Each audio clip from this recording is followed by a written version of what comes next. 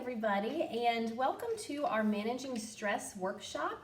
This is just a small tidbit of our Powerful Tools for Caregivers class, which is a 6-week course. And we'd like to start off by introducing ourselves to you. My name is Mary Arthur, and I'm the director of the Glade Adult Day Center at Glen Eyre. And I'm Christina Addy Updegro. I work over in our assisted living here at Glen Eyre. I do social work, activities, and just overall wellness for our residents. All right, thank you, Christina. Thank you. So today's presentation is, like I said, based off of the Powerful Tools for Caregivers program.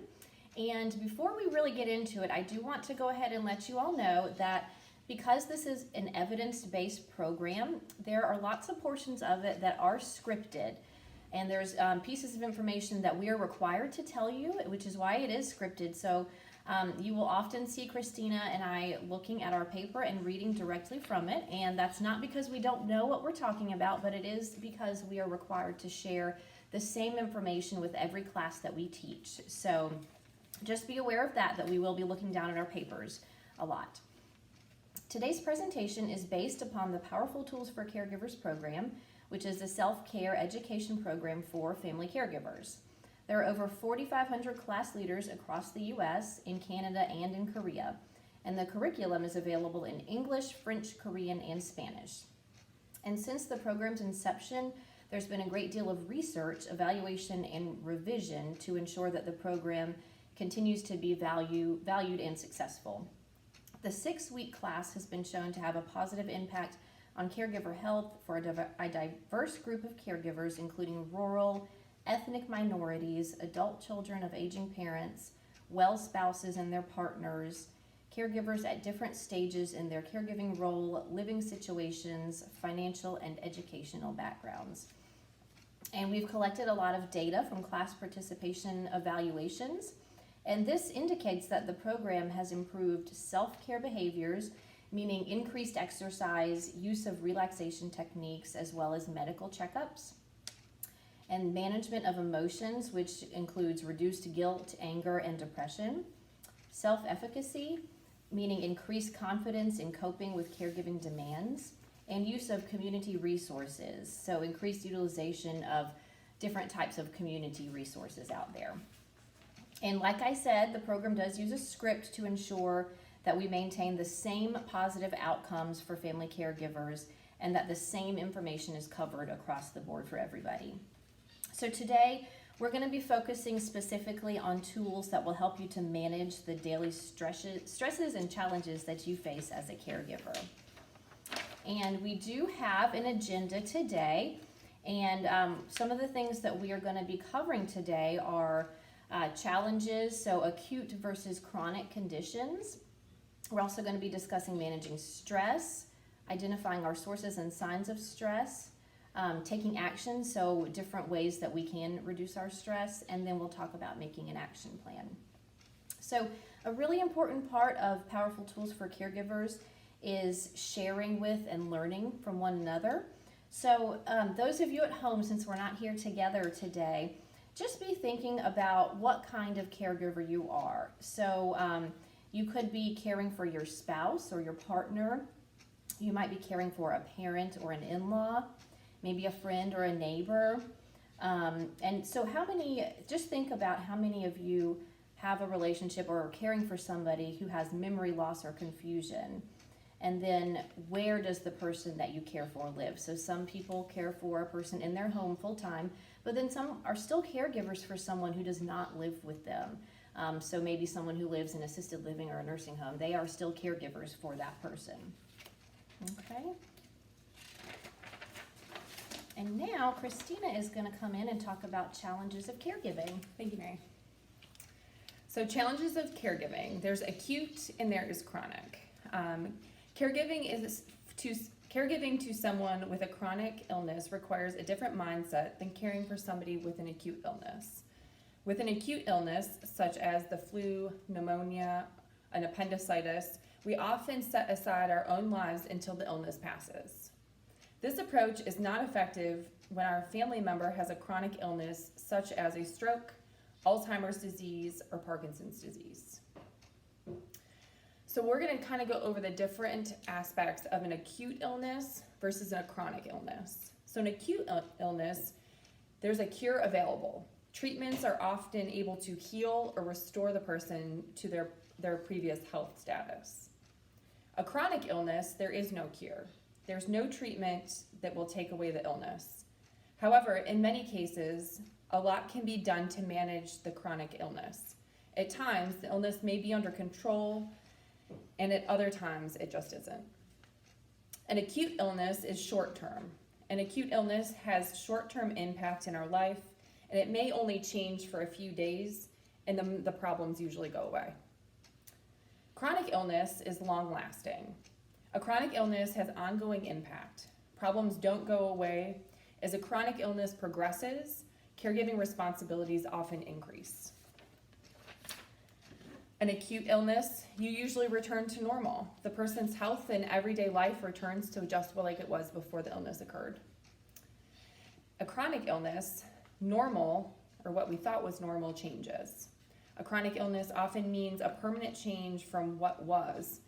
Both care receivers and caregivers have to make adaptations in their lives.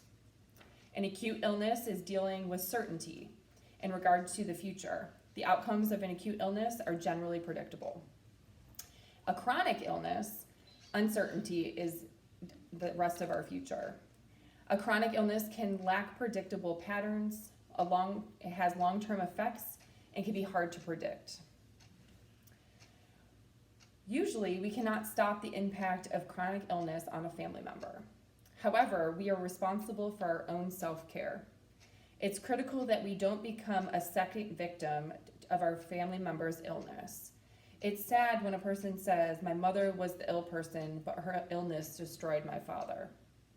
It's not selfish to think about your own health and well-being as a caregiver. When you take care of yourself, everyone benefits. So we're going to talk just a couple of minutes about managing stress. So stress is the reaction we experience when the demands placed on us are too much to cope with. While some stress can be positive, too much stress can affect us in negative ways, both physically and emotionally. One of the important things we can do, both for ourselves and for our family and friends, is to take care of ourselves. It's important that you thrive, not just survive.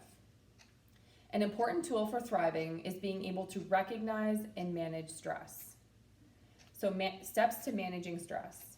Recognize early warning signs. It's easier and more helpful to make changes early to reduce stress. If we wait until we are overwhelmed, it takes so much longer to recover from the effects of the stressor. Identify sources of stress. We may ask ourselves, what is causing me stress? What causes the most stress for each of us may be quite different. Identify what you can and cannot change. This involves asking the following questions. What do I have some control over? What can I change? Even a small change can make a big difference. However, if we try to change things over which we have no control, we only increase our stress and frustration. Take action. Taking some action to reduce stress gives us a sense of control. Don't ignore it, address it. Taking these 4 steps to reduce stress is critical to self-care. Both the caregiver and the care receiver benefit. We are more likely to be patient and loving when we are taking good care of ourselves. We will now identify our signs and sources of stress and then discuss tools for managing stress. It's very important to recognize and manage our stress. If we don't, it's going to be the hardest thing we ever do. Okay, thank you, Christina. So I am going to go over identifying our signs and sources of stress. And stress is a fun thing to talk about, right? But it is something that's very important that we have to look at and understand. So when it comes to stress, each one of us has a warning sign that will tell us that we are experiencing stress. And if we identify and respond to our early warning signs, we can prevent the destructive impact. But too often, we do not recognize our early warning signs, or we just ignore them. That's something I do.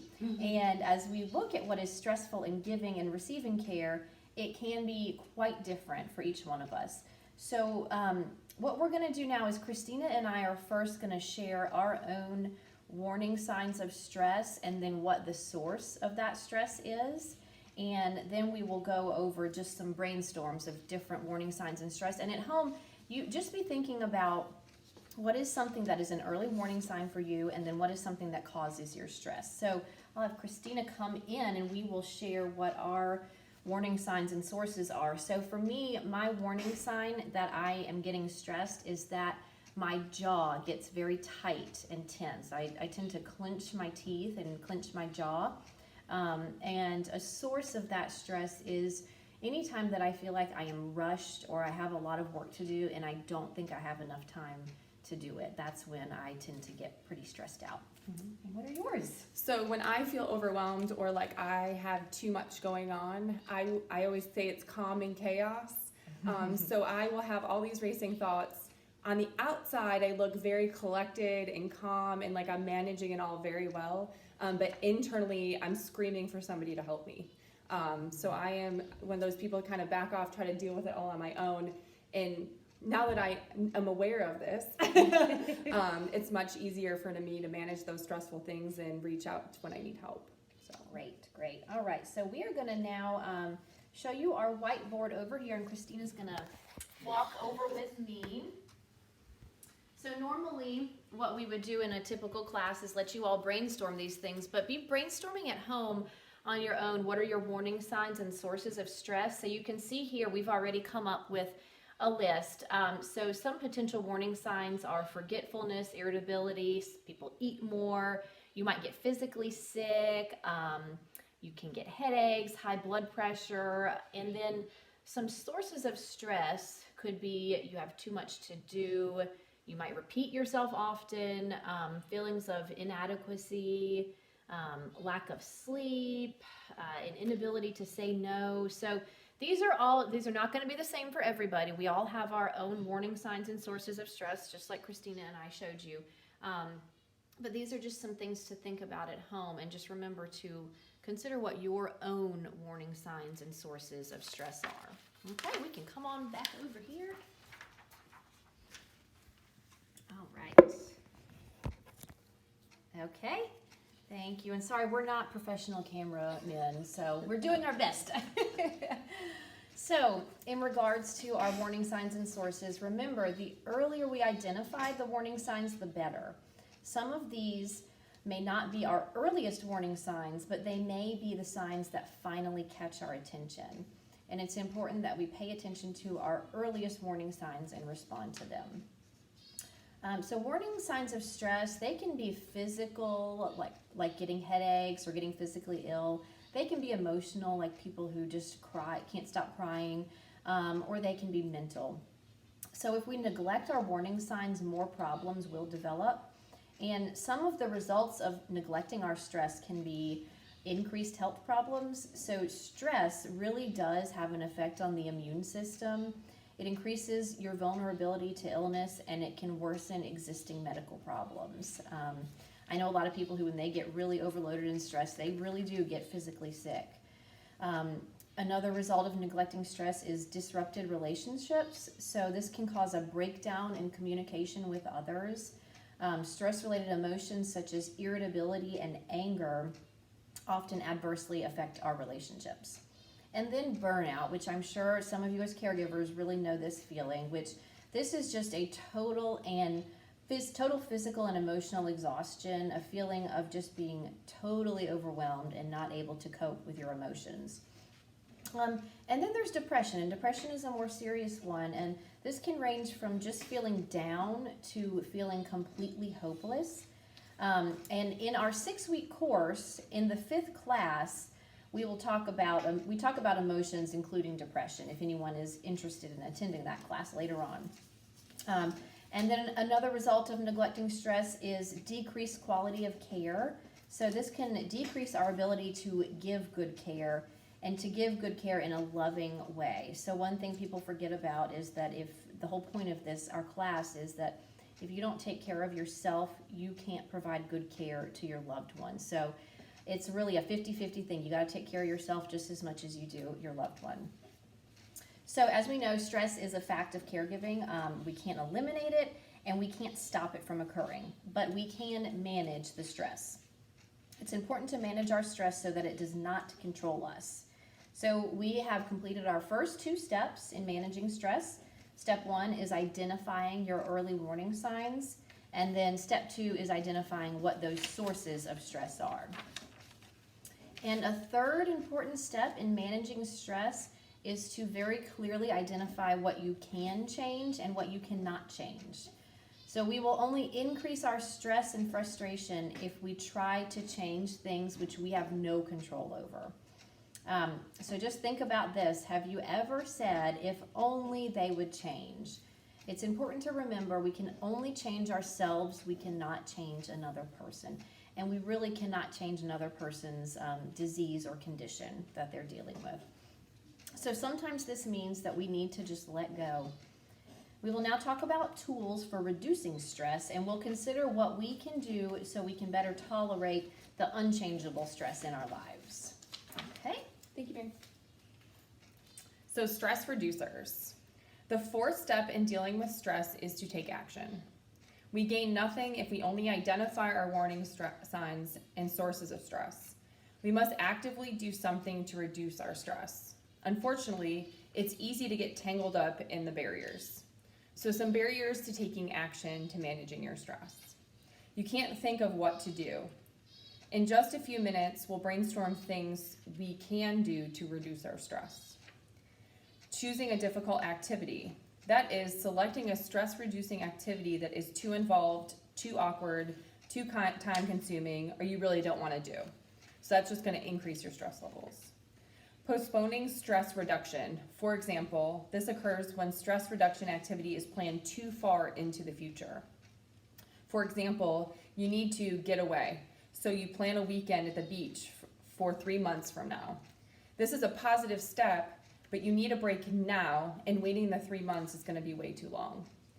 It's important to recognize and then remove the barriers to taking action. Stress reducers are activities that help us relax, are soothing and pleasurable, make us feel good, and we can build into our normal, regular lives on a regular basis. A stress reducer doesn't have to be elaborate. Just a few minutes a day doing something relaxing and enjoyable can help us deal better with stress. What have you done successfully to reduce your stress? This could be something that you do now or have done in the past. I encourage you to take some time today and write down things that help you manage stress. Some stress reducers: going for a walk, using humor in different situations, saying no, actually saying that no, I need time to myself, going to bed earlier. I know I really love exercise and reading, 2 different ways for me to physically and then also mentally manage my stress. Keep in mind, stress reducers are very personal. An activity that reduces stress for one person may not be a stress reducer for others. It's personal and it should suit you.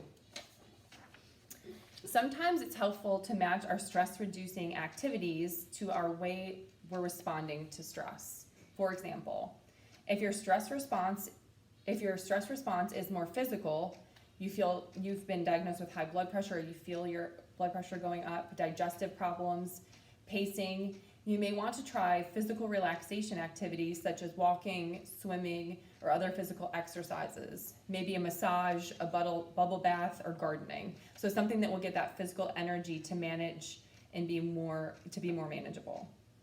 If you're experiencing stress in mental ways, for example, worry, you have difficulty concentrating, you may want to try to find something to mentally relax, such as meditation, listening to relaxing music or a tape, or reading for pleasure.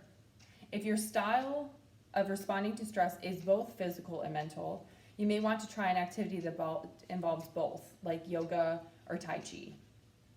There are many ways to reduce stress.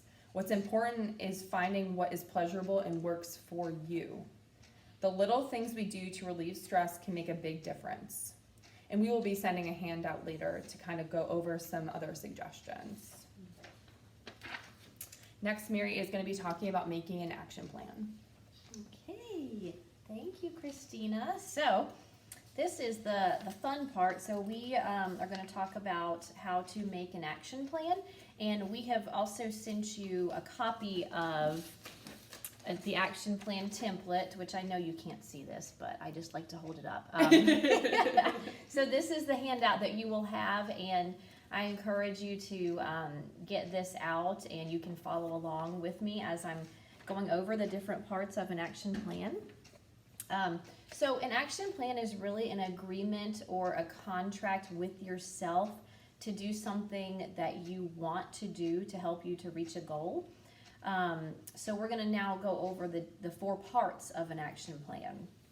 So the first part is it should be something that you want to do. An action plan is not something that you or someone else thinks that you should do. So people are often tempted to make their action plans based on something that they know they have to get done. So I've heard people say, I am going to go through my box of receipts and balance my checkbook.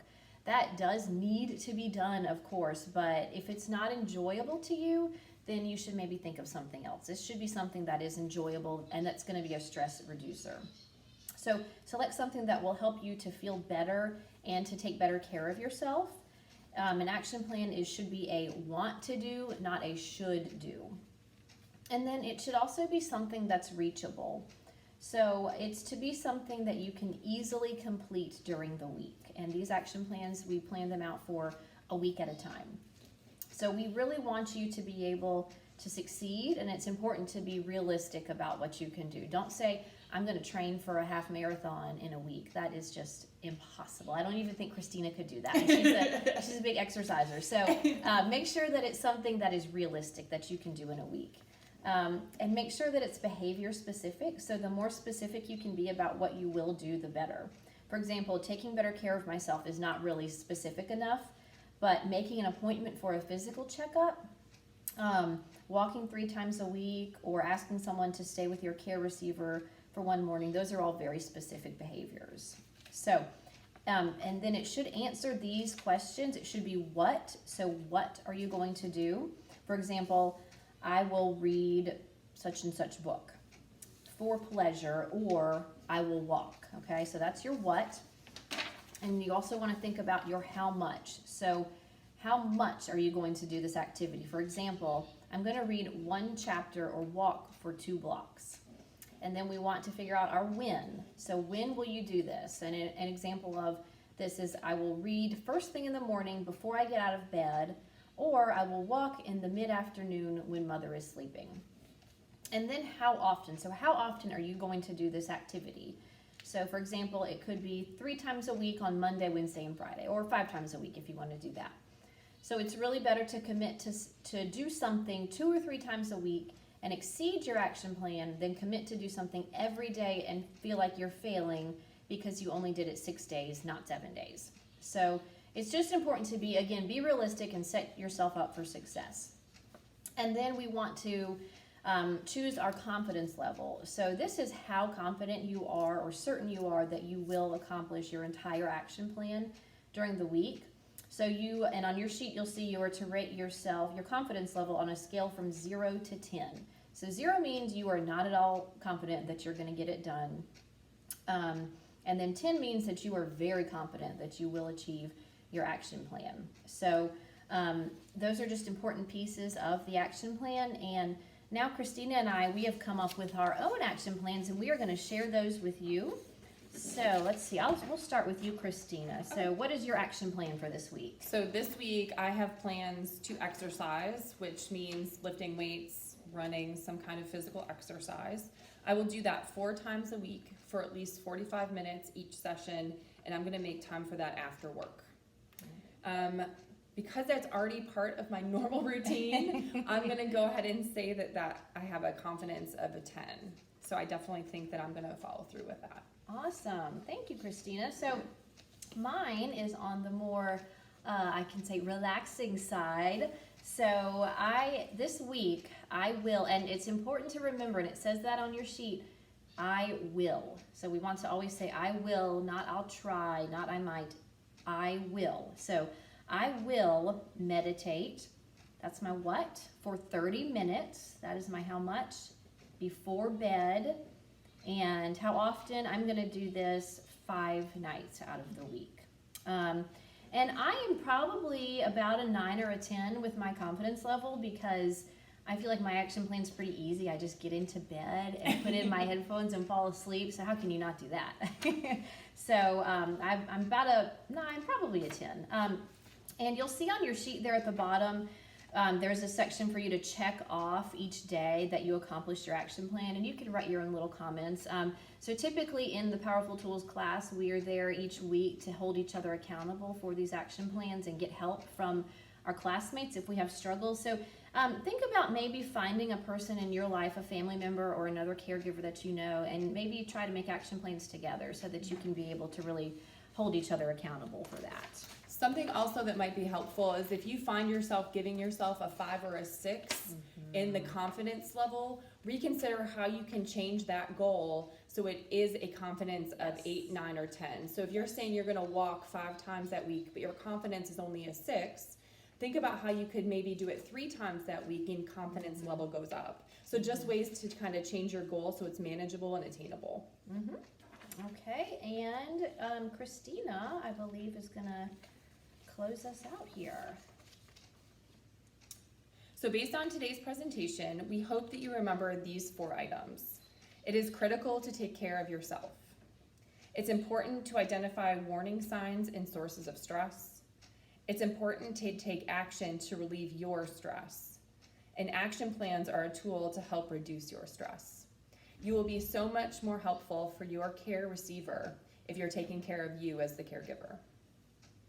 When you have time, you may wish to answer some questions on a handout we'll be sending out about managing stress and exercises. We want to thank you for joining us today in our video and sharing with us. If you're interested in being placed on our mailing list for upcoming classes and events, please feel free to sign up. We will now end the class there's going to be a link in the video that will do a guided meditation or guided imagery, and we encourage you to end today's class with that guided imagery. We also encourage you, when we're up and doing the 6-week Powerful Tools for Caregivers support group again, that you take the time to come. It is a 90-minute class. It's usually during the week, and we really encourage you to take that, and we will get that information back out to you when we're running it again. Inside the email, you will see that there's handouts for action plans, stress reducers, the Powerful Tools for Caregivers class descriptions of the 6-week course, a link to the guided meditation, and also help with managing your stress exercises. So please look those over. Thank you so much for joining Mary and I. And if you have any questions, we will both be on that email that she's going to send out to you all. Okay. Thank you so much. Thank you.